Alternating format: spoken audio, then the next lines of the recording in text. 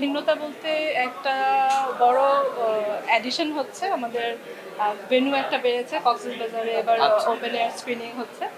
So এটা একটা নতুনত্ব। আরেকটা হচ্ছে আপনার আমাদের যেটা আমরা স্ক্রিপ্ট ল্যাব যেটা করি সেটা এবার আমরা প্যান এশিয়া করছি, পুরা এশিয়া থেকে স্ক্রিপ্ট এসেছে এবং আমরা নতুন অনেক দেশের যুক্ততা পেয়েছি এবার। আমাদের দেশের ফেস্টিভ্যালগুলোর মধ্যে আন্তর্জাতিক মানের ফেস্টিভ্যালের সংখ্যা তো হাতে গোনা কয়েকটি।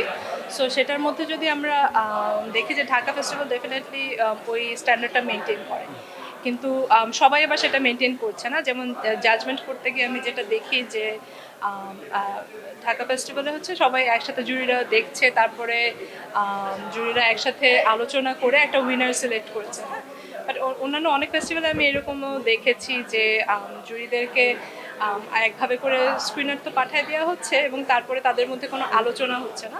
সো তারপরে যেটা দেখা যায় যে তখন উইনার যে সিলেক্ট হচ্ছে সেটার উপরে হয়তো বা জুরিদের আসলে হাতও নেই। হ্যাঁ, বা সেটা হয়তো বা অর্গানাইজাররা মন মতো একটা দিয়েছে বা এমন কোনো ফিল্মকে দিয়েছে যেটা আসলে আমাদেরকে পাঠানোও হয়নি। সো এরকম অনেক সময় এটা হয়ে থাকে আমাদের বাংলাদেশের অন্যান্য কিছু ছোট ফেস্টিভ্যালে। সো এইটা একটা একটা ডিফারেন্স। আমি এটা বাইরে কোনো ভালো ফেস্টিভ্যালে তো কখনো এরকম আসলে পাইনি।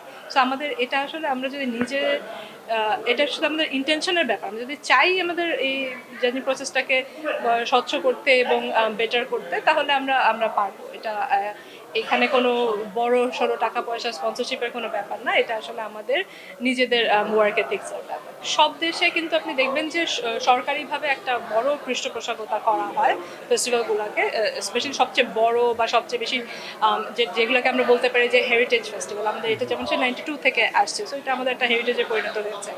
সো এইগুলোকে কিন্তু সরকার সবসময় পৃষ্ঠপোষকতা করে, যেটা আমাদের দেশে হয় না।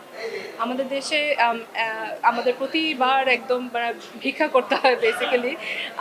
বা কোনো সময় 2 টাকা দিল, কোনো সময় 5 টাকা দিল, কোনো ঠিক নেই, আবার কোনো সময় দিল না। হ্যাঁ, বা কোনো সময় চার্জেস বাড়িয়ে দিল। সো সব মিলিয়ে আসলে খুব মুশকিল হয়ে যায় আমাদের, এবং এটা আমাদের সবচেয়ে বড় অন্তরায় আমি বলবো যে আমাদের এই পৃষ্ঠপোষকতাটা যেটা হ্যাঁ এটা অভাব। এবং যদি আমরা কর্পোরেট দিকেও তাকেই, তাদেরও আসলে ওরকম পৃষ্ঠপোষকতা নাই, যেটা আমরা হয়তো বা চেষ্টা করলে বাড়াতে পারি। কিন্তু সরকারের যে এই যে কী বলবো এই মানে কি একদমই কোনো কনসিস্টেন্সি নাই, এই জিনিসটা আমাদেরকে খুবই এফেক্ট করে আসলে। তারকারা কিন্তু আসে, যাদের সিনেমা থাকে তারা কিন্তু আসে ফেস্টিভ্যাল, সাধারণত সেটাই হয়, যার সিনেমা আছে সে আসে। সো আমাদের যাদের ধরেন যে যে যেই সিনেমা এবার বাংলাদেশ প্যানোরামায় আছে তার মধ্যে যদি কোনো বড় স্টার থাকে তাহলে দেখা যাবে সে সেটা প্রিমিয়ারে এসেছে।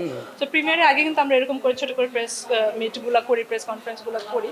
সো তখন আপনারা তাদেরকে পেতে পারেন। এবং এর আগে কিন্তু আমরা বড় স্টার এনেছি, দেশের বাইরে থেকেও এনেছি, আপনারা জানেন শর্মিলা ঠাকুরও এসেছিলেন।